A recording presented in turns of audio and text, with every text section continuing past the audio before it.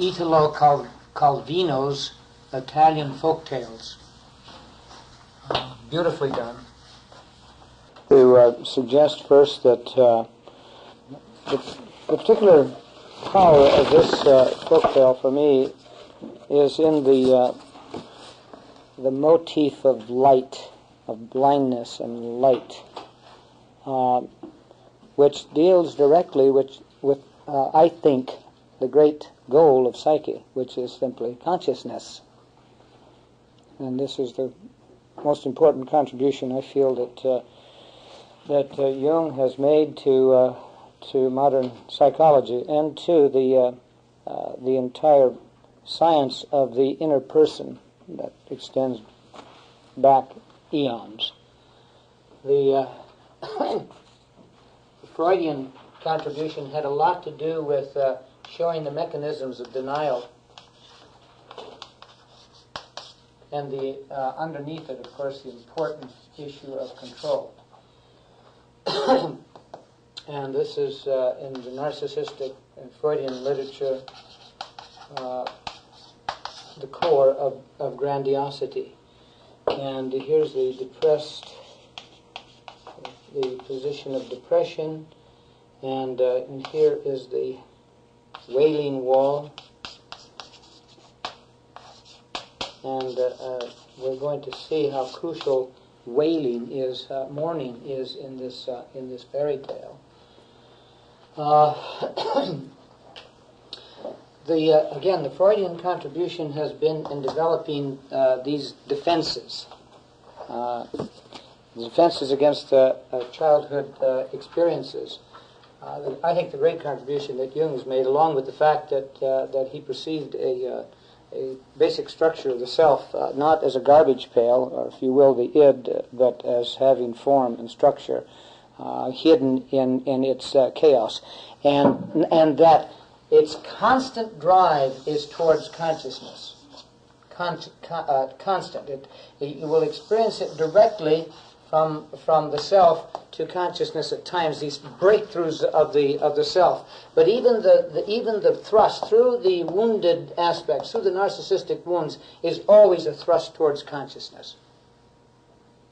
And so the important contribution is in Jungian, the Jungian understanding that the primitive levels of the soul, for me symbolized by the child, by animals, by bugs, are constantly seeking the attention of consciousness, of our ego.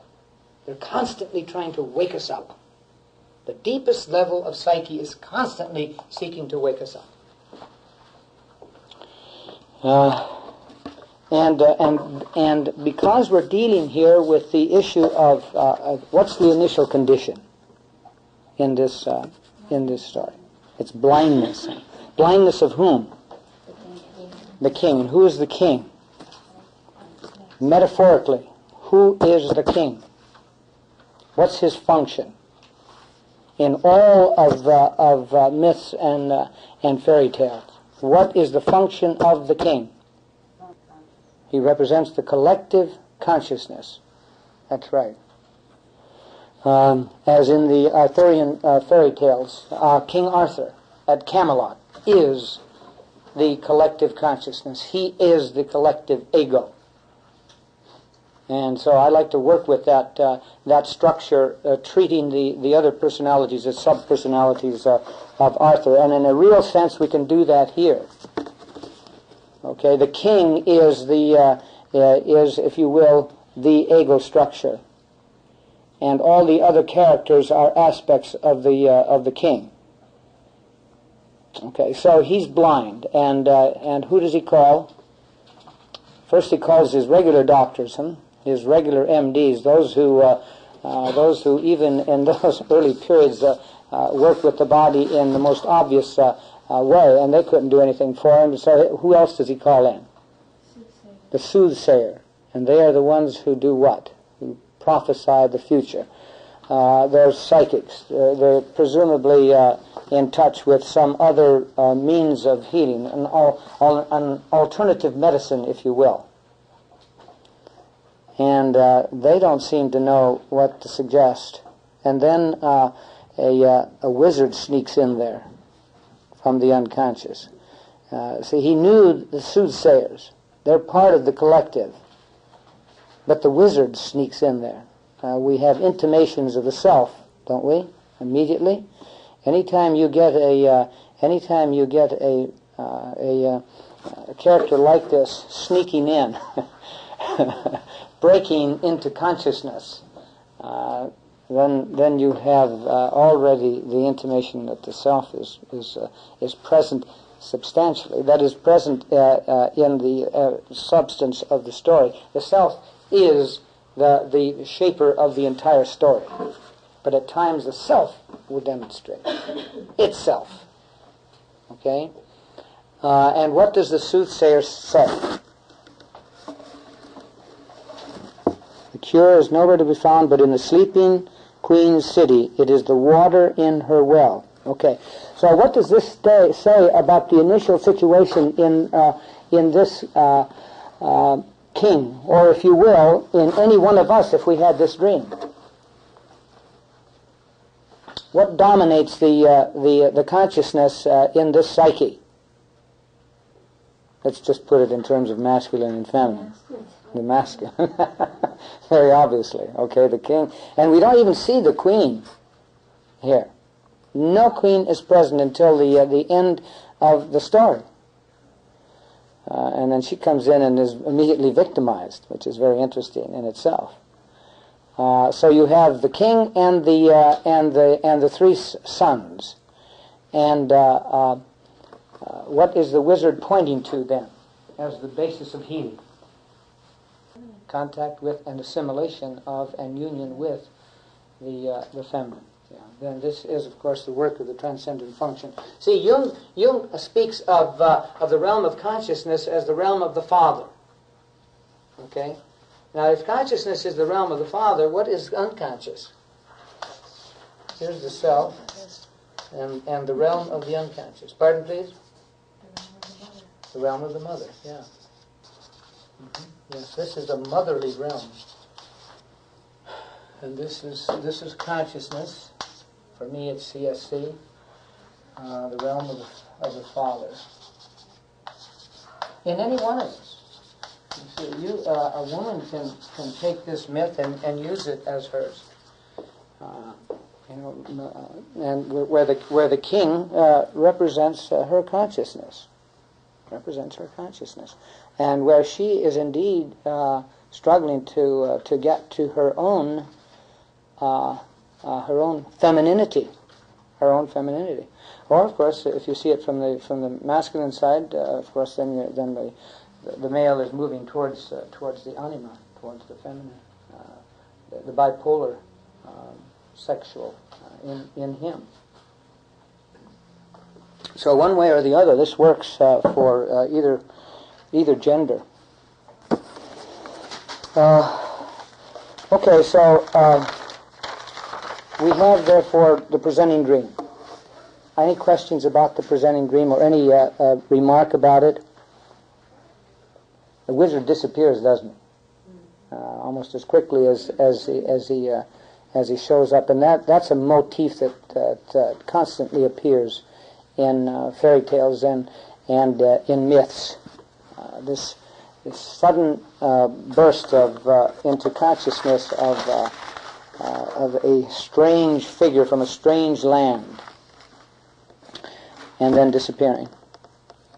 Okay, and Armenia represents what?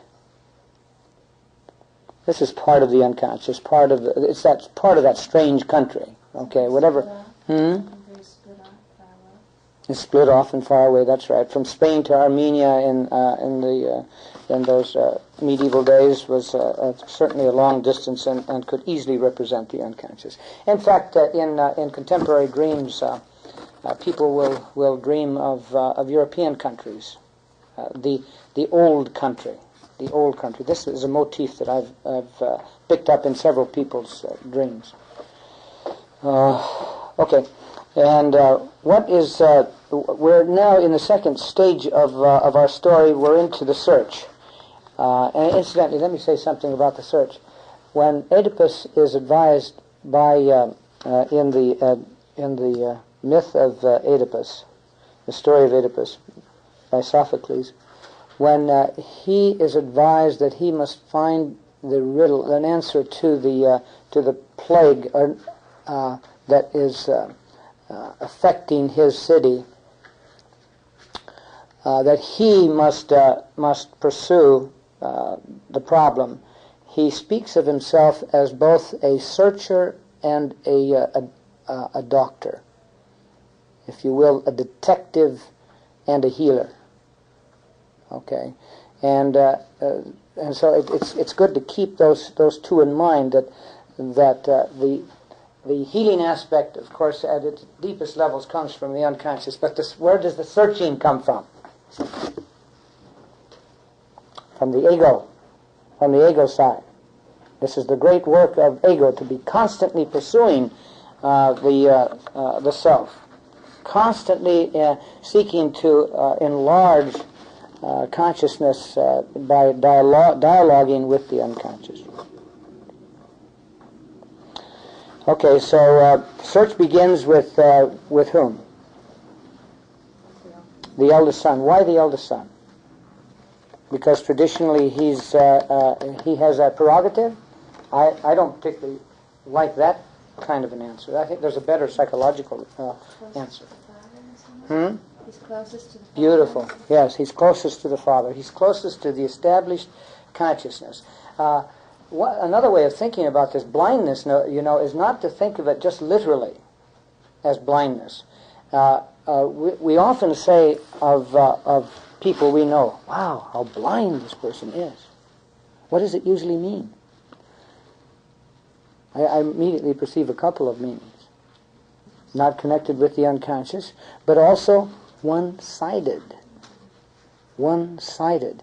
And this is the initial condition of a person beginning the formal individuation process as Jung understands it, and that is the second stage of life, when one has come out of the mother, out of the unconscious, and has achieved a first stage of life consciousness. First stage of life consciousness, which is a one-sided consciousness. The big thrust of the first stage of life is differentiation. Separating oneself out from the unconscious, separating yourself out from the family, cutting the apron strings. Okay, and but so it's very appropriate that it begin with the eldest, who is closest to the king in his consciousness. Okay, and so off he goes, and what happens to him? Oh, incidentally, there are 3 sons. He's given 3 months. He has 3 hours on the island of Buddha. And so what's this number 3? You folks have been working with these fairy tales more than I have. What's the number 3 here? Well, yes, in a certain sense, if you think of it in terms of quaternity. And Jung talks about this in his article on the Trinity. It has to do. There is a certain completeness in the 3, but it's a dynamic one. It's an historical one. It's very much like the Hegelian thesis, antithesis, and synthesis, which is extremely valuable perception of history, and this kind of completeness, dynamic completeness, is always going on in history. So I think that's what it refers to more than. There is a quaternity here, finally, in the feminine that completes the as it were, the eternal potentials of the psyche. The quaternity has more to do with eternal or transcendent completeness. It includes the aspect of transcendence. It includes the aspect of the transhistorical, the transpersonal. Okay, what happens to this, to William? Somebody tell us. Somebody give us an account of this portion of the story. He gets lost. He gets lost in what? In whom?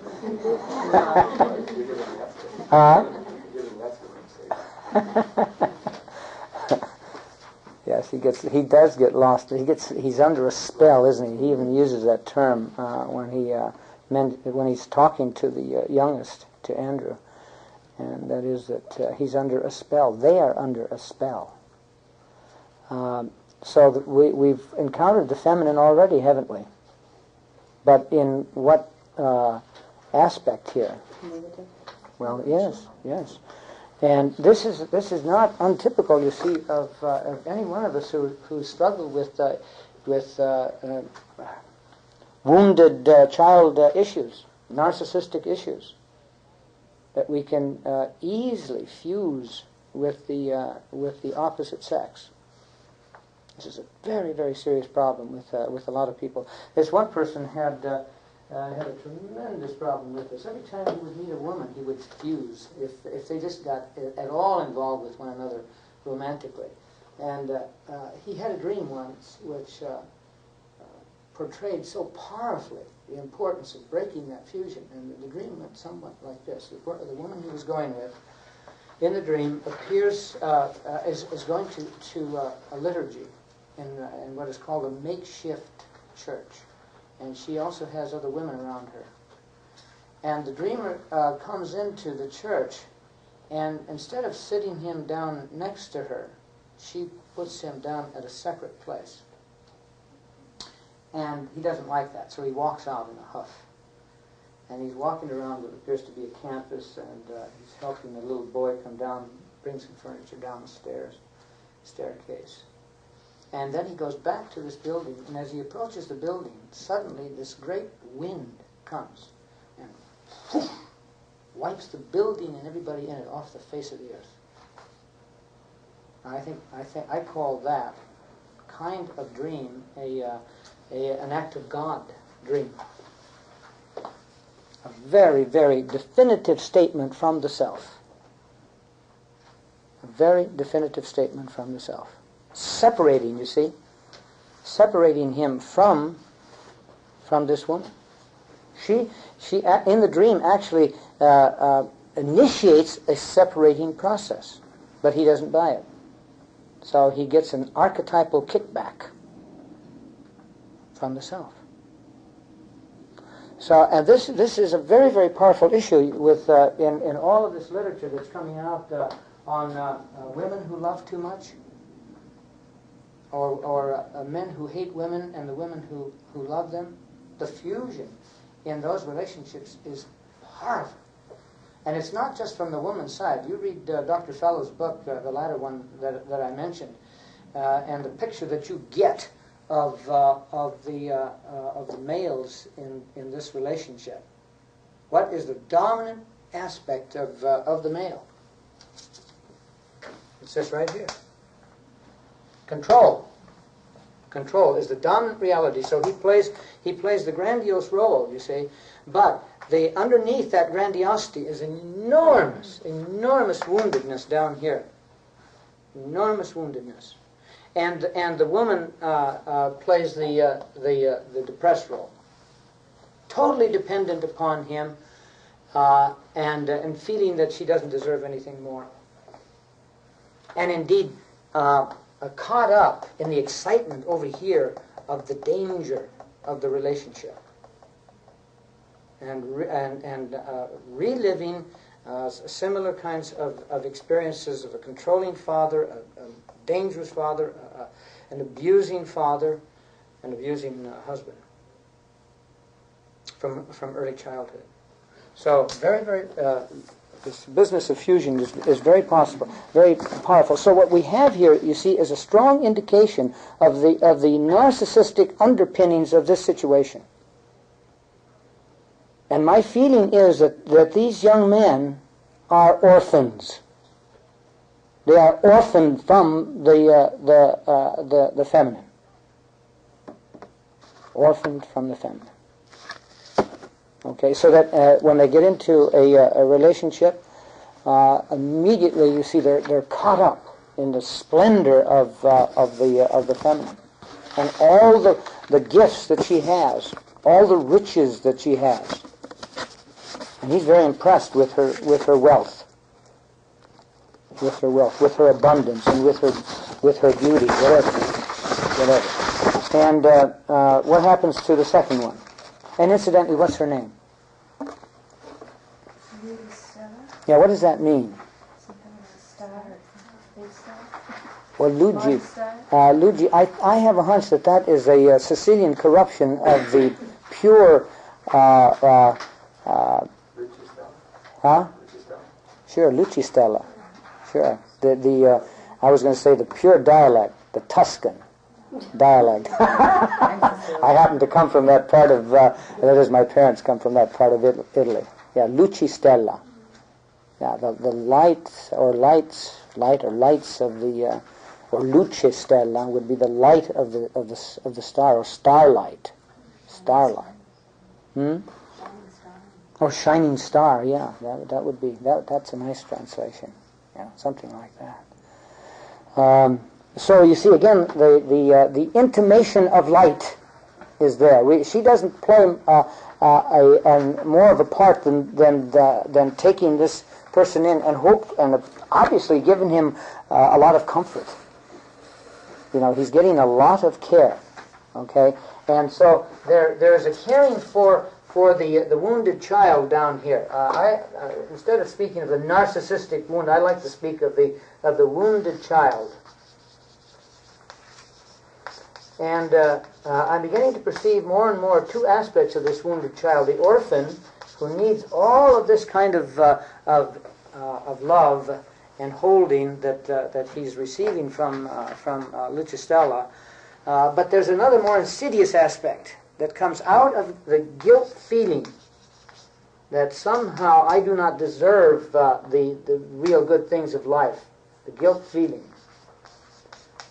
And I call this now the imposter child, because this is the part of, and this is the most insidious aspect of our woundedness, and that part of us that hurts us terribly, and in fact can destroy the best possible relationship, or destroy the best opportunities in one's vocation, what have you. And one should be watching for that, and let's watch for it here, okay? May I ask a question? Yes. How does the imposter operate, so to speak? Oh, in all kinds of ways. I do not deserve. I don't give a damn. What difference does it make? I'm not going to make it anyhow. I really am a failure, but people don't know it. I'm a fake, and people are going to find out. It's an enormously prevalent problem in this country, and possibly in I believe in the Western culture in general. And in my other classes and in private discussions, I mention an important book in this regard. Unfortunately, I never remember the author's name. I remember the book, though, The Imposter Phenomenon. And does somebody know the name of this book? It's available in the pocketbook now. The thing that's so interesting about it is the social psychologist made a study of successful people in this country. And what she did is develop a social psychological instrument that, in effect, questioned them on many levels and in many ways as to how they felt about their success. These are people who, according to our standards, are successful. And 75% of them felt that they were imposters. 75%. We are a guilt-ridden bunch of people in this Western Hemisphere. Guilt-ridden. We don't have to go to the medieval ages or the Protestant Revolutionary period to see a very, very subtle and widespread guilt. Not as obvious as in those centuries, but nevertheless here. Okay. Now, there's an intimation of that in the second brother. He goes on the same trip, ends up in the same situation as William, right? And at one point, he has remorse. The first brother shows no remorse whatsoever, but this one here has some remorse. So you see, he's more distant from the father. He's closer to his vulnerabilities. See, the father is up here in the realm of consciousness. And of course in the realm of persona too. You know, he wears the trappings of his office, and the son is close to that. But as we start the second stage of life and come down this way, you see, we get closer and closer to the capacity of getting in touch with all of our vulnerabilities, which at its deepest level is guilt feeling. There are others, you know, such as a feeling powerless, feeling abandoned. And we're going to get to, well, you see, wasn't this William saying that he felt powerless in a very real sense? He was trapped in this fusion. And now there's a very, very important other one that is studied so much in the narcissistic literature, envy, and we'll see the envy in here. Okay, so let's move along. What does our third little brother do, and what makes him so different than the other two? He does not get bewitched. Yeah, that's the first thing. He has a certain distance, as it were, from the father. He is younger. He's closer to this realm here. He's closer to this realm here. He has deeper possibilities for affecting the healing that needs to be done. See, that's why the child comes through over and over again as the symbol of healing, and that's why for Jung there are two large symbols for the self. What's the one that represents a kind of an enclosure and a statement of wholeness? The mandala, yeah. But that's a feminine structure, okay? And then the other one is the child. And we don't spend much time discussing that. Read his article in Volume 9 on the archetype of the child. The child is the symbol of the self. Why? Because he is symbol of new life. Endless new life. He speaks of the eternal child that is in the adult in his article on the development of personality. Another article I recommend to you. Okay, so we are now dealing with the child, the little guy. And he has a new viewpoint. He has a new viewpoint. And therefore a capacity to do something which is quite different than the other two. And that is, he has really made a commitment. He has really made a commitment. He meets the two on the same island, and they tell him that how spellbound they are. We are in a real paradise here. Okay, we each have a beautiful lady. The mistress of the island is mine. Her sister is John's. This is on the bottom of page 208. If you join us, I believe our ladies still have a cousin. Okay, and then Andrew cuts them off. Cuts them off. He's got the capacity to do that, to step back from all that enticement. You obviously lost your mind. You don't remember your duty to Father. I intend to find the Sleeping Queen's magic water, and nothing can turn me from that resolution. Neither riches, nor amusements, nor beautiful ladies. Commitment. This is the kind of commitment that ego needs in order to do the work with the unconscious. You must be stubborn and persistent in doing the inner work. And the inner work is not just a solipsistic work under my skin. It's also that the inner work with people out here and with all of reality, with all of nature, seeing the underlying laws that are going on inside of people and inside of within nature. I wish I had this beautiful statement from Goethe here at this point, where he talks about commitment. He says that when a person truly makes a commitment, something extraordinary begins to happen. He begins to have good luck instead of bad luck. People begin to help him from surprising quarters. Events occur that fit right into to his needs. Life begins to smooth out. It seems as if one has moved, it's not seems as if, and what he is saying is that one has moved from negative synchronicity to positive synchronicity. Things begin to happen. I'd love, in this context, to tell the story of Buckminster Fuller, who was a young man living here in the city who had 2 children. He was running his wife's family's businesses, and they collapsed. I think it must have been during the Depression. He died about 6 years ago, something like that, an 85-year-old man. At any rate, he was ready to commit suicide. He walked across Lincoln Park, headed right for the lake, and was standing on the brink when he heard a voice in him saying, "You are not your own. You are not your own."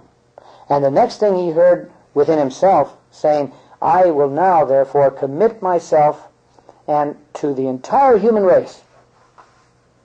That was his dedication. And he says, as soon as that happened, things began to happen. I discovered my profession.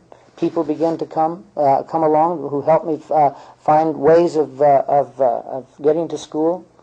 I met the right people who helped me learn my field of architecture and opened my mind. So that, he developed the geodetic dome, but also he developed, and symbolized by the dome, a sense of our Earth as an entire network, of a holistic network. He's the one who came up with the phrase, what did he call it? Spaceship Earth. That we're all on that same spaceship together. Okay. At any rate, what is the big thing that happens to Andrew, this third child? Could we back up a minute? I would like to ask about this thing of his thinking and putting together the notion that his 2 brothers had disappeared from something the captain said. The captain of the ship helped. Well, he gave them an indication that the brothers were there on that island. Yeah, and then he picked up the clue. He picked up the clue there. That's right. That's a good point. That he perceived that these 2 young men were his brothers. They were missing. Yeah, that's a good point. That's a good point. And so he pursued them and found them. Okay. What? Anything more about that? No, I was thinking in terms of typology or whatever, types, thinking types and intuitive types. I'm asking if there were any relationship between that and this act of thinking. Well, that's a good question. I don't know whether we have the material in here to perceive that or not. He certainly, when he comes to the island of Buddha, there's a description of the place done in such a way that it shows the detail. Through his eyes, you see more detail. So in some respects, he's quite sensitive on the sensate side. He sees all this detail, but he doesn't let it. He doesn't let it get him. He steps back from things. Maybe he's more of a thinking type. You see, if he's more objective, in the Psyche and Eros tale, where Psyche has to go through 4 important tasks, the last one is one in which she has to go down into the pits of the earth and bring back the sacred ointment, and she is told that she's not to meet anybody's needs there. She's to just avoid getting involved in other people's lives. She's detached from them, and I think that's the thinking function developing in her. And you may be right that this is that we're perceiving the thinking strength here in this young person. But also, yes, go ahead, Chris. I was wondering, why is it the first brother only had 3 hours, the second brother had 12 hours, And the second one has 2 days. Yeah. Now that's I saw that also, and what's the reason? I have I think an answer. What do you think is the reason? There's often some sort of inflation as Hmm? the brothers go through their castes, so the various triplets. The dragon has 3 heads, and has 6 of them now. Well, I'm just thinking of the expanded time, though. He's younger, he has longer. He's younger, so he has longer. He's younger, so he has longer. Yeah. Well, yeah, I think there's a lot of truth to that. But the point is, I think that 3 hours, you see, stresses much more time and the movement of time, if you will, chronological time, in contrast to 2 days. In other words, as you move from this dimension here, from this level here of psyche, and as you move down to this level here, you begin to move from a chronological time to kairos time, to sacred time. Okay, and this young person, this third son, is closer to the self. That's my. There's a factor of 4 introduced there. Uh, Factor of 4. 3 times. 3, 12, and 48. Yeah, so there's an intimation of both perfections, the 3 and the 4, and then the 2 days. I don't know what you want to do with that. 40 hours. Well, it's interesting. The second brother was given 1 day, and that was only 12 hours.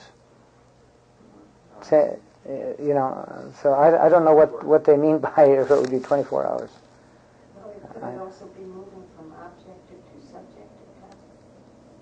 Well, yeah, in chronological time is much more objective than sacred time, or if you will, time as quantity versus time as quality. Quality time is kairos time. It's sacred time. When you're in a deep discussion with a friend, or playing with your children, or in a love relationship, that's sacred time. That's quality time. I think.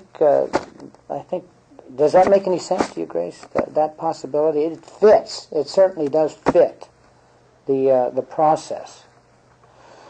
Okay, and where does this young man get information about the queen? Where does he go? The old man on the mountain. He goes to the old man of the mountain, who what? He's an old man, as old as the world itself. And I wish I had somebody here who knew how to translate names from the Italian. Farfanello. What in the world is it? Rain. Huh? Agnello is rain. Agnello is rain, yeah. But what's Farfarella is butterfly. Farfarella? Yeah. But what is the far? What is that? F-A-R? Farfa. It would be interesting to know the etymology of that word. Anyway, we're certainly in touch with the wise aspect of the psyche. And where does that come from? Where does that come from? Where does this old man come from? He may be up on a mountaintop, but he also comes from a very deep realm. Where does the old man come from?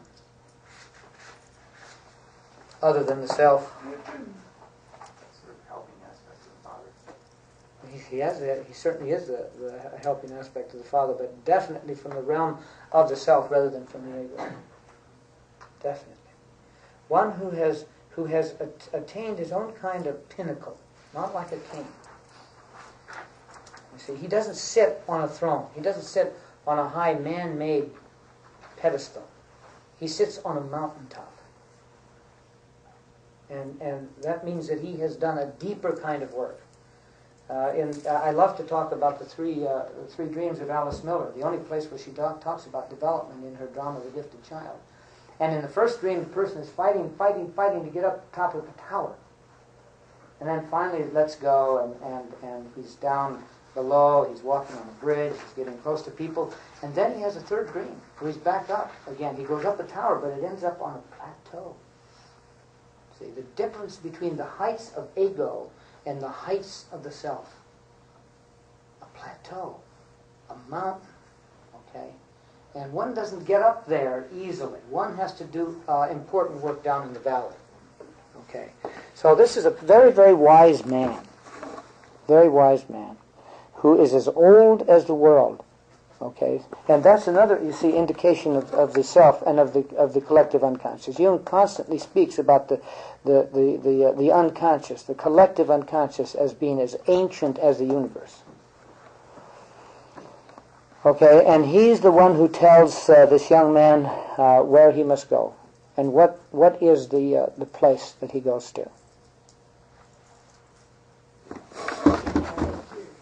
Yeah, wise old man is down here. This is another way of saying that he lives in eternity, you know. As old as the world is another way of saying he lives in eternity. Basically a divine person. A divine person, sure, certainly. Well, I was thinking oftentimes swamis or Buddhas live in the country in the hills of the Himalayas and in the hillsides and so on. I also think of Christ as being on the hillside when he would go to rest or go to meditate. Yeah, that's good. Yeah, those are good. Okay, and he's the one who points the way now across a body of water, right? He has to encounter the feminine now, in the primordial feminine in the ocean. And what else does he encounter there? Polar bears. Polar bears. Okay, now what about bears? What about bears? Feminine or masculine? Now they can obviously be masculine. But the bear comes up in the history of humankind as one of the earliest totems in the matriarchal period. And the bear in that matriarchal period definitely carried the feminine side. The feminine side. And are these benign or otherwise? Otherwise. They're otherwise. They're ferocious, aren't they? So when you begin to encounter the unconscious, that is where you're really in where you're in pursuit of your specific goal, and in this case it's the pursuit of the feminine. You always encounter the negative aspects first.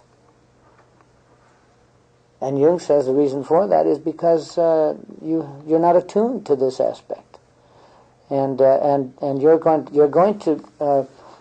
to get very violent messages from that. You see, again, attention. It's an attention-getting mechanism of the soul. This is the dark side of the feminine. This is the dark side of the feminine. Sure. It's like getting slapped by the tail. Yeah. Could you elaborate just a little bit more on what those characteristics would be, and then what they would be when you work through the more positive aspects? Well, sometimes they appear as grotesque. They often appear as distorted, strangers, as ferocious animals, as sinister, challenging, invading, rapists, whores. You name it. I mean, if you can name the whole spectrum of negative humanity and if you will, negative animality, and you'll have it there. But the beauty of it, if you perceive it in the context of the self constantly pushing us towards consciousness, then these are ways in which we are being awakened, scared into consciousness, if you will.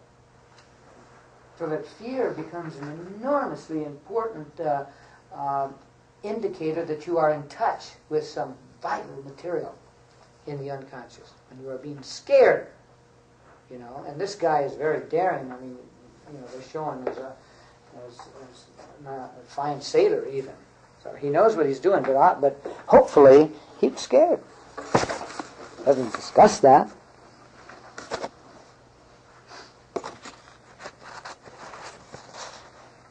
Andrew, a courageous hunter, was not afraid. Okay, I mean, this is the hero par excellence. Okay, and he finally arrives at the Island of Tears. Okay, now let's just discuss the Island of Tears and then take a little break. Okay, now the Island of Tears is right down here, at the Wailing Wall, if you will. And this is the metaphor that I use, because in our understanding of the protective tasks of the unconscious when we live in a narcissistic world, is that the child, perceiving that the parent is not paying attention to his fundamental needs, has to build this first wall. And Miller calls this the wall of depression. I like to call it the Wailing Wall. The Wailing Wall. And one has to come back down to that Wailing Wall and mourn. Mourn the loss of the self. Mourn even the loss of one's comfortable, grandiose place up here. Mourn all the mistakes that he or she has made. Mourn all the hurt that he or she has received from her parents or from our culture. From our culture. This one woman had this marvelous experience with a female deer in active imagination, where this deer, not through any language, but through non-verbal communication, told her the mysteries of life, and it's one of the most transforming experiences of her life. And in her active imagination, she goes to a conference in Africa. In fact, she's scheduled to go to a conference in Africa, and she tells her story there to the people. She tells the story of the female deer, and all of them sneer at her until an African woman stands up, and a woman from India. They both stand up, and they say, "She is talking about our soul."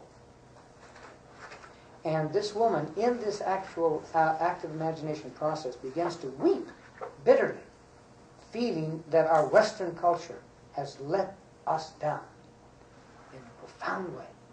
In a profound way. It took an African and an Indian to, could have been an American Indian, but this is an Asian Indian, to say what she was truly experiencing. Okay. So when we come back, we will look at the rest of the story and see the importance of grief. The importance of grief, of getting to one's capacity to wail, one's capacity to cry. Okay, as a crucial way, a final entrance into the creative aspects of the self. It's not an accident that this place is the place where the Queen resides. Okay, so let's take a break. Okay, where are we? We're on the island, huh? We've landed. That's right. We have an indication of the importance of grieving. Yes. Okay, so he's there, and what happens? What's the first thing that he observes?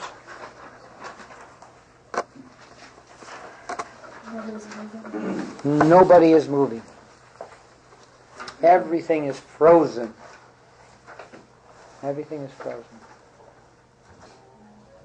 So what does this mean?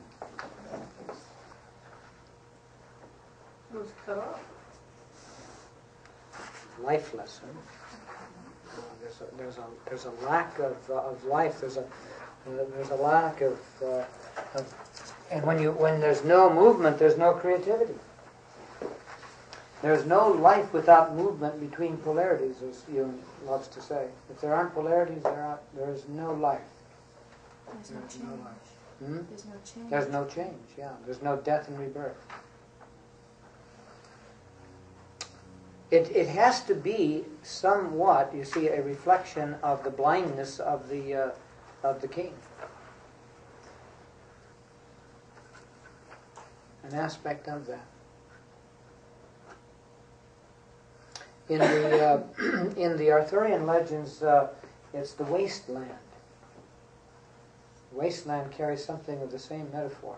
It's if there's no movement, there's no fertility. You know, there's no new life.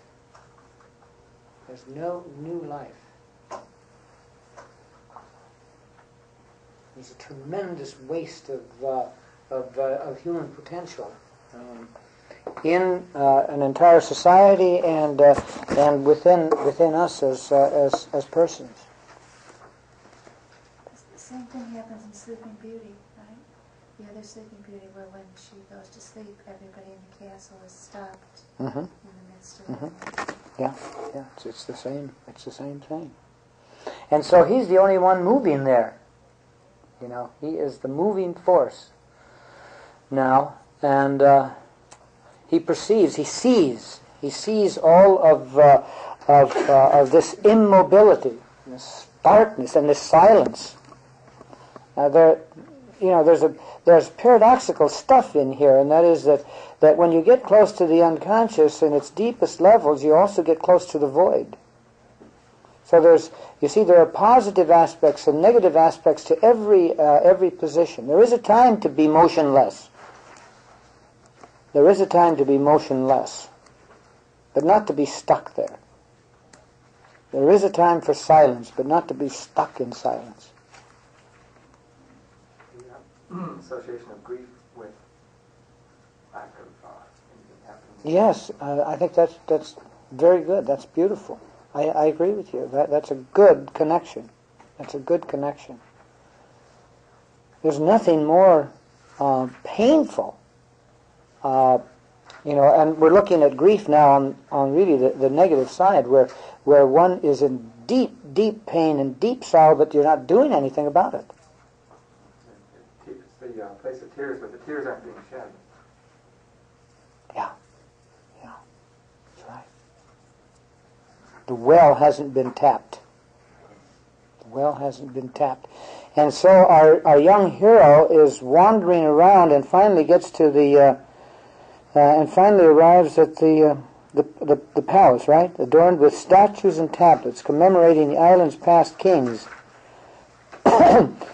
So, there's the history in the unconscious. You see, the tradition of life, the splendor of the past kings, and the facade was and on the facade was how do you pronounce that? A frieze full of figures with an inscription in radiant letters of gold.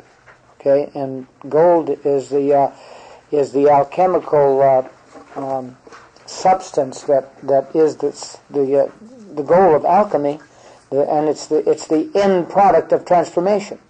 Okay, so the potential for transformation, you see, is here. We've entered another aspect here that, in this very real sense, we've ended the search and we've come to the place of breakthrough. The place of breakthrough, and at least the potential for transformation in this splendid palace. In the Arthurian legends, it's the Grail Castle. The Grail Castle that contains the Grail vessel, which is a symbol of transformation, and also feminine. And the Grail Castle is feminine. And the place of the castle is the mists of Avalon. The Lady of the Lake is associated with the Grail Castle. She lives in a castle at the bottom of the lake, or in misty lands, as the mists of Avalon develops it. And what do we have in golden letters? To Her Majesty the Queen of Luminous Souls, who reigns over this island of Paramus. I wish we knew the meaning of Paramus. But luminous souls. Okay, here's the symbol of light again. The symbol of light, of consciousness, of potential consciousness. Jung talks about the collective unconscious as containing scintillas of light, sparks of light. throughout the entire unconscious, constantly evident to us if we pay attention. If we pay attention. So the theme of light, again, of consciousness, of new consciousness, is available, is made evident here. Okay, so he's looking for the queen, and he wanders into the garden.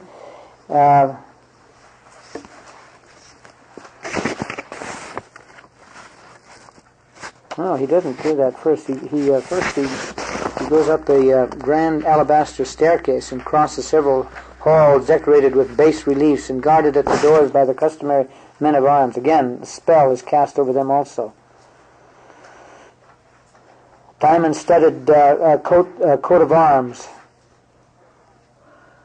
All these symbols of life, but every one of them now frozen. The plant life frozen. But it's poisonous. Isn't that interesting? But it's growing. It's yeah. You're right. So what are we perceiving here then? See, this whole frozen realm is still right here. We haven't really had a breakthrough into the place of wailing. This is the frozen country right here. It's also true of the Sleeping Beauty's castle. Hmm? Surrounded by the vegetation continues to grow around the castle.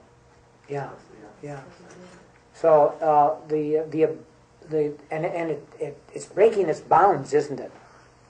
So it points to the endless possibilities of the unconscious. But initially, it blinds one. Now, what is at this point? I think we should talk about blindness. What's the point of being blinded? Giving up on the ego's direction? Sure. Yeah. You see, when the king was blinded, he was forced out of his typical ego position, and there was a collapse of persona, and therefore the search could begin. The search could begin. And now that he partakes of the apple and is blind himself, what have we got here? What do we have here? He's like the Father. Yes, yes. He's experiencing the pain of the Father, even though you see he was clearly one that saw. He was more of a seer than the other three. Now he takes on the pain of the Father. There's a redemptive aspect here. He takes on the sins of the realm. He takes on the sins of the realm. Great. I was thinking it was an apple, and they go back to the Garden of Eden, and they ate apple. Well, at least they use that apple as Scripture never calls it an apple tree. But in the popular literature, who wrote this would think of it as oh yes, you're absolutely right. In the popular literature, yes, tree of the knowledge of good and evil, which is of course the tree of consciousness. See, at the very core of our Judeo-Christian story, at the very core is consciousness.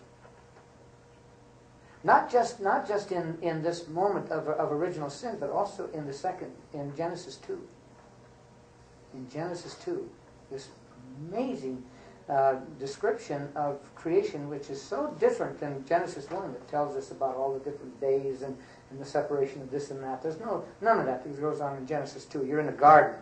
You're in the self. There's a center, the tree of life, and the tree of the knowledge of good and evil is obviously more peripheral. Why? Because it's dealing with consciousness, first stage of life, consciousness. But what happens in this place, it goes much deeper than that, because in Genesis 2, humankind is created first, and then all the other things are created, and Adam, which comes from Adama or earth, is both male and female. The essence of evil, Father, forgive them for me. Know not what they do. Blindness. Blindness. Ignorance is the real root of evil. And to what extent have we paid attention to this in our Judeo-Christian life? Not a hell of a lot.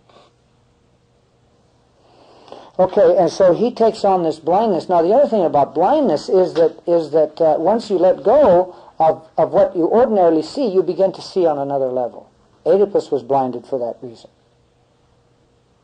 And people are constantly blinded in their dreams. This one person has his head cut off. A woman cuts his head off, but he can see. He can see. And then his father comes along, and his father was a real problem for this guy, and he looks at the dreamer and he says, you know, you've got a new head coming out of your neck. So when to be blinded is to be given an opportunity to see more deeply. To see more deeply. So it has both that idea of participating in the pain of the collective consciousness, but also the potential for intuitive knowledge. Now, if we're looking for typology now, you see we're moving towards an intuitive and indeed a synchronistic understanding. He's one of these who makes commitments, as Goethe points out, and when you make commitments, things happen for you. Even the eating of the apple, therefore, was extremely important in the healing process, so that he can enter in as participate in the sins of the collective consciousness. But also he carries the potential of transforming that.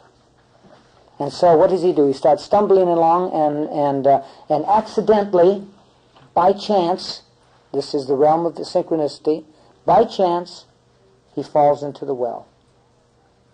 It's not an accident, really.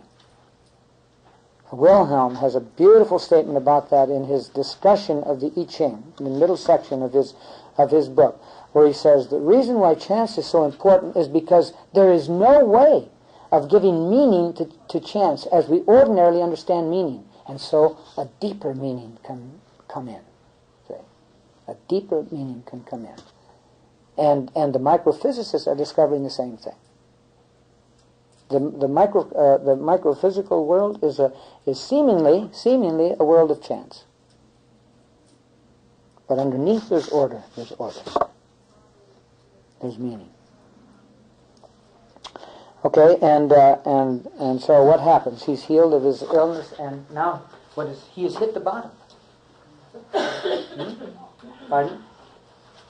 Yes? I didn't see that as the bottom at all. I just saw that as the well of femininity.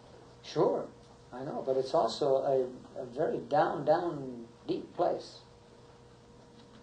They're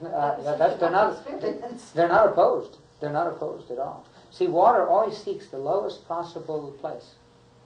Water is a marvelous symbol of the humble place. Of the humble place. One must find that ground. You know, that very earthy humus. And humble comes from humus, from earth. That earthy place. And the earthy place is the feminine place. Mother Earth. And the well, of course, is a marvelous symbol of that. You know, as an endless font. Presumably fed, you see, by springs from below. And so he has he knows the source of healing now. And then what is the next great thing that he does? He wanders around the palace and finds what? Or whom? He finds this beautiful girl. This is so, it's kind of lovely. It says, after a little reflection, he undressed. What a subtle way of saying he was getting sexy. Jesus, that's marvelous. And slipped into bed beside her, passing a delightful night without her giving any sign she knew he was there. I think that's marvelous. One of the great moments in fairy tale literature. At daybreak, he jumped out of bed. The gentlemanly enough fashion wrote her a note. Yes. I think that the Italian who wrote this was delighting in the story at this point. Anyway, to his great joy, you see, Andrew, son of King Maximilian of Spain, slept in this bed on the 21st of March in the year 203. Now, I saw that, and I thought, what in the world is that? In the year 203. I don't know. Does anybody know what the year 203 is about? That would be interesting to know. You know, when in dreams you have you get some kind of an indication of a specific year. That's always significant. A 14-year-old girl shows up in your dream. What in the world has happened in your 14th year? It's amazing how consistently you find it. It's crucial. Crucial. So what's in the world happened in the year 203 in our Western culture? I'll be honest with you, I don't know. Specificity is what's, I think, the striking part of it. You mean just that specifying? Precisely. Yeah. And this, And I looked in the for a commentary on this, and I couldn't find it. I simply don't know what happened in that third century. Well, developmentally, the second century, the second year, is when we individuate and separate for the first time. Okay. And if you parallel Yeah. the 100 years to one. Yeah, no, that's a good point. It's the time of autonomy. Autonomy versus shame and doubt is Raises its yeah. shape. So Yes, yes. And also, you know, if you look at the second century in the Christian era, and presumably that's what we're talking about here, this was a time when the symbolic mentality of the church was very, very high, of our Western culture. Symbolic consciousness was extremely high. The liturgical celebrations were joyous celebrations where everybody participated by receiving communion. The Eucharist was a banquet. The baptism was a true initiation that extended at least 2 years, and reached its climax in the Easter Vigil. In the Easter Vigil, where the candle is plunged into the water as a symbol of fertility, of spiritual, divine fertility. Marvelous, marvelous symbols that, thank God, have come alive again for those who want that. I do personally. 21st is about the spring equinox, as you're all saying, isn't it? March, yeah. So this is a time of a new spring, if you will, a new spring. So there's a lot of richness in the date, both in terms of the day, the month, and the year. We were about at the height of our Christian spiritual consciousness as a culture in that period. And then another great breakthrough occurred in the medieval period, but with some serious losses in symbolic consciousness. It's only in this last 20th century that this is being recovered. So this has a lot of meaning. Pardon? The baby is born at Christmas. The nine months. God, that's wonderful. That's great. I didn't realize. I love it. It's probably a full moon too, isn't it, on the 21st? Aren't we just about there? The full moon was the 10th. Sunday. Yeah. I couldn't help in that regard, but I like that connection with Christmas, because again, a time of fertility and a time of darkness. Christmas is such a great season that we need to appreciate more and more. Okay, and so at any rate, he sets off for home, and then we know the story of what happens with him and the brothers. This is where envy now sets in. You see, here's the return of narcissism. Now we've had this breakthrough into consciousness. We've had a contact, a deep contact with the feminine in the garden, in the water, Okay, and with the woman in a beautiful sexual relationship, what Jung would call what? The mysterium conjunctionis, the joining of ego consciousness carried by this child, you see, this young aspect, who is strong in his ego consciousness, and yet is in touch with the unconscious. Because of his commitment, he experiences the unconscious even synchronistically. Things happen to him, and he makes things happen. Both. And so you've had this joining now. Now the fruition of this is not fully realized, and typical of the unconscious, the narcissism has a way of sneaking in again and causing more difficulties and forcing more growth. And in this case, he's tricked by the brothers, isn't he? Why? Because they're envious of him. They want the prestige and power that his discovery is going to bring. So we're forced right back up to this place here, this place of control, and this place of what really is very often false power. We have to be careful about saying that of the power that's here in grandiosity, because there is a positive aspect here too. Up here there's development of competence. Okay, there's a development of one's intellect. Only when we come back down here do we really get into our feelings. But in our society, nobody gets a PhD in feelings. Unfortunately, that's one of the tragedies of our society. One of the tragedies.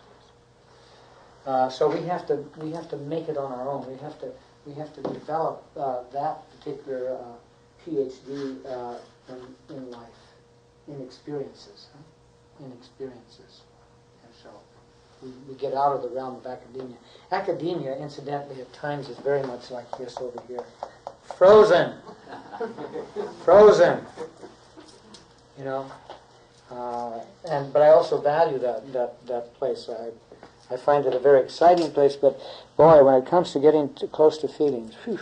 I was in divinity school at University of Chicago, and I have never seen such dull liturgies in all my life. I've never experienced, I should say, such dull liturgies in all my life as liturgies that were held there. And it's sad. It is sad. Okay, so envy. And therefore narcissism raises its ugly and interesting head. So what happens? What happens after that? Oh yes, sure. Yes. Yeah, I skipped a stage here. I was wondering when will. Never mind. Okay. King Maximilian is happy, and then Andrew pulls out the apple. Mother eats it, and she's blinded, and he can't heal her, but the brothers do. And then there's this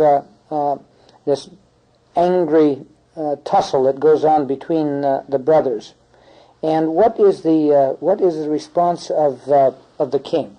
See, now we're really back into the narcissistic realm, because he can't handle this tumult. He can't handle this tumult. So what does he do? He blames that aspect which is furthest away from him. He blames the youngest. He takes their word. Grace, go ahead. But in the beginning of the story, the youngest was his favorite. Mm-hmm. And now he's Maybe a sentimental favorite. But when the chips are down, you see, when the chips are down. And I was thinking maybe the youngest was his favorite because the youngest was the closest to what he was out of touch with, and maybe he had some realization of that. Well, okay, some intimation of that, yeah, okay. But then when he blames the youngest, it comes up with, I went back to what you were talking about, guilt, and how we think of ourselves as fake. Was that put in there? But from what aspect? You mean from the aspect of the king? Yeah. Well, yeah, because look at what he's doing. He's punishing unconsciously, and we do this so often unconsciously. He's punishing that aspect of himself that has the greatest possibility. See, here's the imposter. Here's the imposter coming in. And indeed, he loses his head, doesn't he? He loses his head. He gets way up here, you see, up into his head. And he accuses him of being the wretch, the what? You shameless wretch. Okay, you shameless wretch. Shame is over here, incidentally. Shame is the public aspect of guilt. Okay, shame always has to do with what will the neighbors think. But underneath is a much deeper reality: guilt. This comes up in the Arthurian legends. Among the scholars, there's an argument which is the crucial emotional factor in these tales. And a lot of people say shame, honor. But when you really probe, you find that guilt is a more powerful reality, even there in these stories of the knights. Okay, and so he sends him out. The soldiers are to do what? They are to pluck out his heart. And in fact, if they don't bring back his heart, more heads will roll. Now, this is typical of the mentality. You see that is up here, because this is a very head-oriented mentality up here, very head-oriented.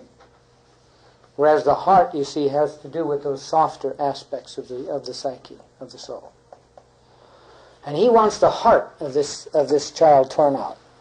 That's a powerful metaphor, you see, for a revengeful act. And revenge comes right in here if you're not careful. Okay, if you don't pay attention to the needs of the child, there is an escalating process of frustration, of anger, and then revenge.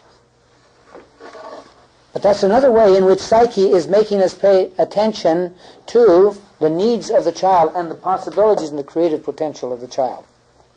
And the father will remember this revengeful act with great sorrow. With great sorrow. And he silences him and sends him out to be killed.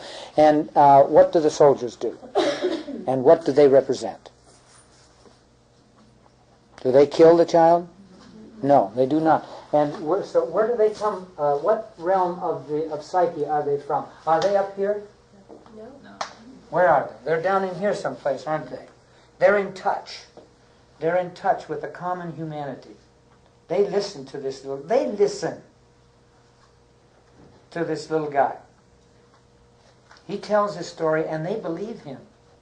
And they're not going to kill an innocent one. So what do? They make a sacrifice, don't they? They sacrifice a pig. I don't know, is there a specific meaning to the pig? I didn't think about that in this context. The pig, just loves Mother Earth. He wallows he or she wallows in Mother Earth and the slime of the earth. that has significance for me. It's a felt sense that it's appropriate that it be an animal like the pig. It wouldn't make much sense if it were the heart of a chicken. Anyway,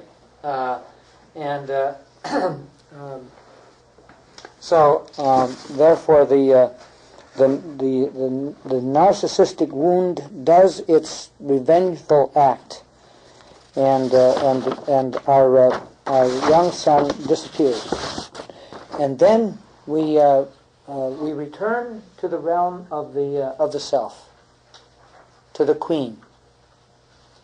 And 9 months has gone by. Now, isn't that interesting that they don't mention Christmas in this tale?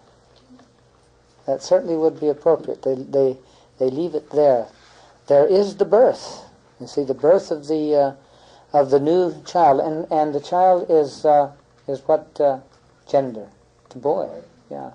So a new masculinity is emerging out of this union of this very sensitive child hero and the queen, and the young beautiful queen.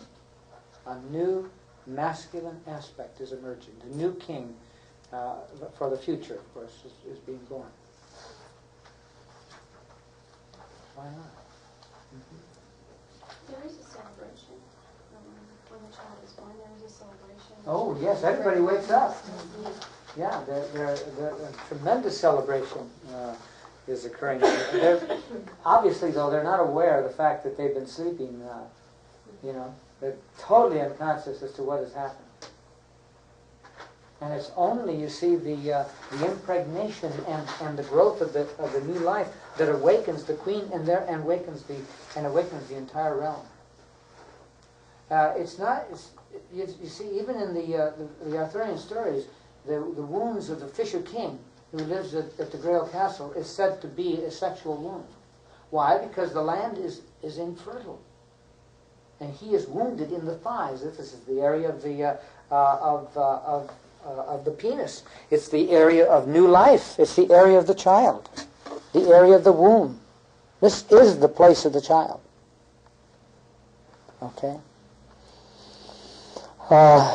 And then what happens? He had left a note, huh? You see, the connection between consciousness and the unconscious is now manifest to her. She knows her hero. She knows her lover by virtue of that note, by virtue of that communicated intelligence. And so she writes the king and immediately challenges him, threatens him immediately. I'll send my army. She's a very aggressive lady. A very aggressive lady. She's been sleeping a long time now. She's going to catch up with. That's why you've got to watch some of these women in this 20th century. You see, when they're all waking up, and. And many of us are paying for this. That's okay. I think it's a great, great time to be alive. Okay, and so the message is received from the king, and what was that is the king's immediate response? He wasn't dismayed at this point, was he? There was confusion, there was uncertainty. What in the world is going on? We'll never know what this is all about unless somebody goes to the queen for an explanation. So the clever one, William, takes off. Again, representing that heady realm up here. And so he goes to her, and she questions him and catches him in his confusion, right? And what does she do? Off with his head. You see? Watch in the Arthurian legends how many people get their heads cut off. Count them. Count them in Mallory's The Morte d'Arthur. Incredible. The number of heads that roll. Not just knights, also damsels. Fairies. Their heads roll all over the place. There is such a stress, you see, on this heady part of the psyche body. Such a stress. And we find it here too. He gets his just deserts. Gets his head chopped off. Okay. He, like the king, was not in contact with the rest of his body. Not in contact. And so she sees that he is a fraud. And a second letter goes to the king. Now, here's an interesting term that is used twice in here, and maybe somebody can tell us what it means. Each time, the sometime sleeping queen. It's twice in one paragraph. The sometime sleeping queen, saying if he didn't send Andrew to her, troops were ready to move against him and reduce his kingdom, his people, his family, and himself to ashes. Now the king wails now. Okay? King wailed to John. Now what do we do? Why doesn't William come home? John volunteered to go to the sometime sleeping queen. There it is again. What does that mean? We're never finished with our work, John. Yeah. But we sometimes have to sleep too, don't we? Before she was stuck in sleep. Now she's in the flow of wakeful life and sleeping life. Okay, she's in the flow of another type of polarity. Okay, I think that's what it might mean. Well, it might mean that. All right. Okay. Now it might mean that. That was my first intimation earlier, but then I thought this would be a possibility too, because sometimes you sleep, sometimes you're awake. At least there's a possibility of that. It has a right feel to it, in the context of this story. Sleeping part could also be the very inactive part, the thinking part of a person. Of the thinking. Right, when you're not actively. Sure, where you're letting go. See, the beauty of sleep is that it's a primordial letting go. Or a meditative state. A meditative state too. That's true. That's true. And at times when you've had a series of nightmares, it takes courage to fall asleep. Until you appreciate the fact that the nightmare is a tremendous opportunity. Okay. And also the whole point of the story is the call to consciousness. And that's right. When one is called to consciousness, at the same time the polarity is always there. You always are going to fall back again into Sure. unconsciousness, no matter how hard you try not to do it. Sure. But the whole point is that if you allow yourself to fall back into a consciousness with the right attitude, you're going to get more consciousness. That's the beauty of the dream process as a creative realization of letting go. The more deeply you fall into sleep, the more readily and deeply do you dream. And we all dream. Okay, so John goes, and he sees, doesn't he? See, there's the seeing again. This time, he's lucky. He's that middle child who's, in some respects, lucky. He doesn't realize a heck of a lot in that middle position, but at least he sees the danger and gets the hell out as quickly as possible before his head rolls, and he reports what has happened to William to his father. And the king was beside himself with grief. Now, see here, really getting into the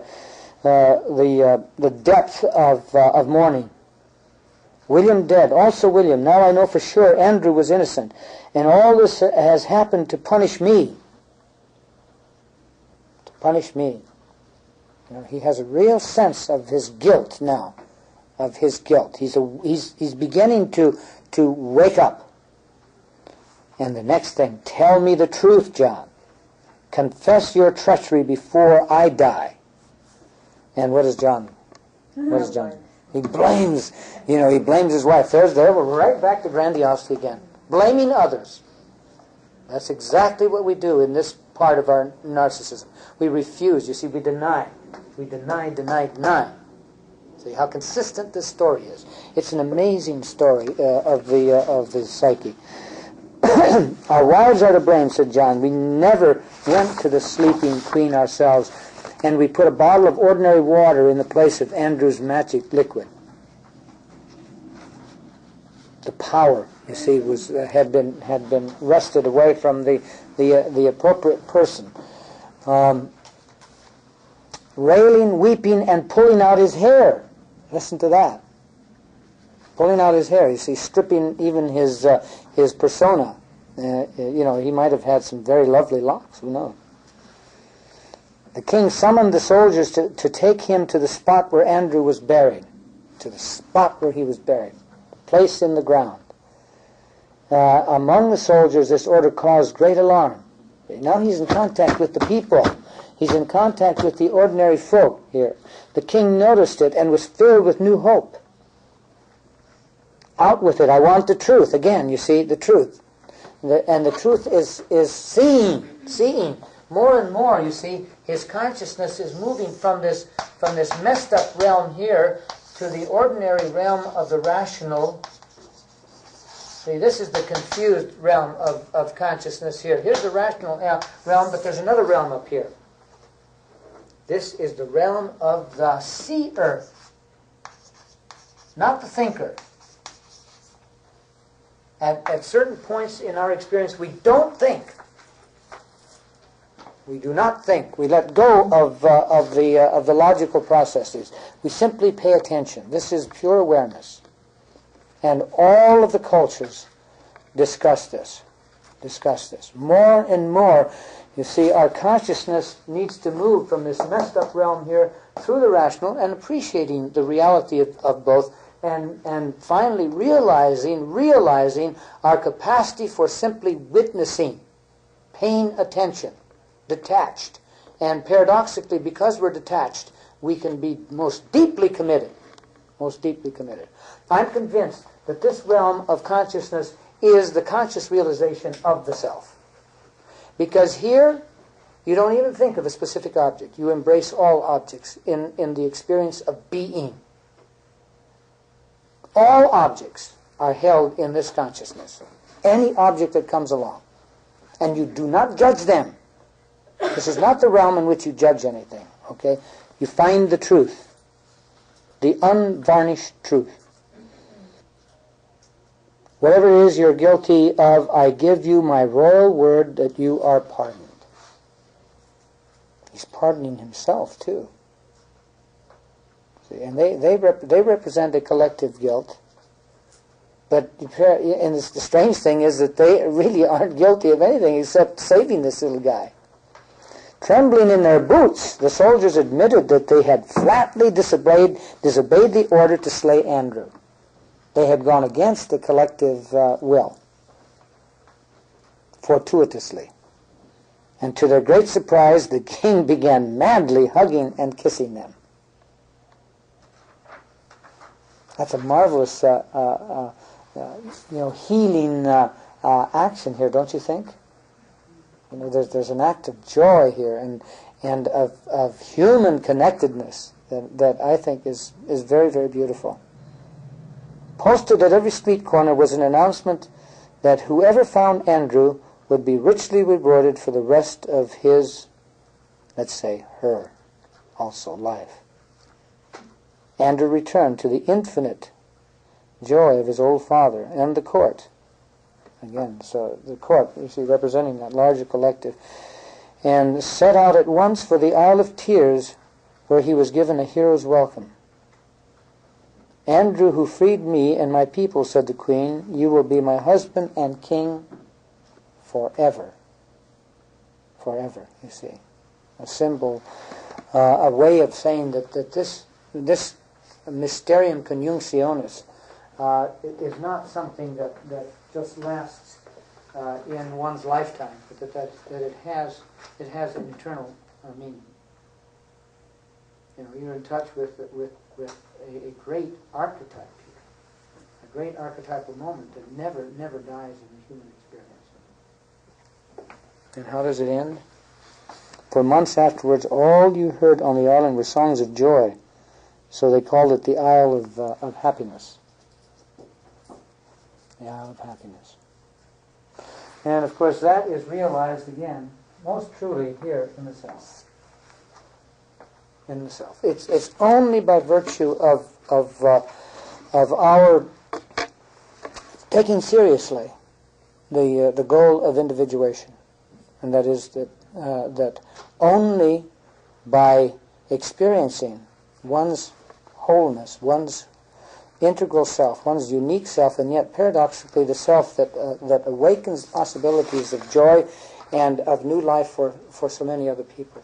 See, this connection always has a synchronistic aspect. Always. Now, Jung was so fond of saying, if you speaking to the master, speaking to the student who asks, how do we achieve happiness or enlightenment? If you go to your room and in this lonely place think the right thoughts and perform the right actions, people will hear you 1,000 miles away. Or 100 people will come and minister to you. So that's our goal. I think that this myth is very, very contemporary. As I personally believe all the great myths or fairy tales are, or the legends, the Arthurian legends that I've been spending a lot of time with. Incidentally, there is a very direct connection here with the Arthurian legends. Did someone notice it? Morgan Le Fay. Morgan Le Fay, yeah. The great Morgan Le Fay, the great enchantress, and who in Bradley's wonderful retranslation of the Arthurian legends, for those of you who have not seen her book, Marion Zimmer Bradley's The Myths of Avalon, Morgan Le Fay is the central personage. She is the feminine consciousness through which the entire legends are seen again, but now seen in a feminine way. I think she has made an enormously important contribution to our Western consciousness, because the Arthurian legends, next to Scripture and the Greek pantheon, are the most important mythical structures that we have in our entire culture. And they have a way of living over and over again. You know, that you can't understand the Star Wars structure without understanding the Arthurian legend. They are part of it. Lady Chatterley's Lover, Tennyson's great poem on the legends. Steinbeck wrote a book on the Grail. And of course, how about our great humorist? Mark Twain. Yeah. What's the name of that? Connecticut Yankee in King Arthur's Court. Yeah. So, everybody go home and live this story.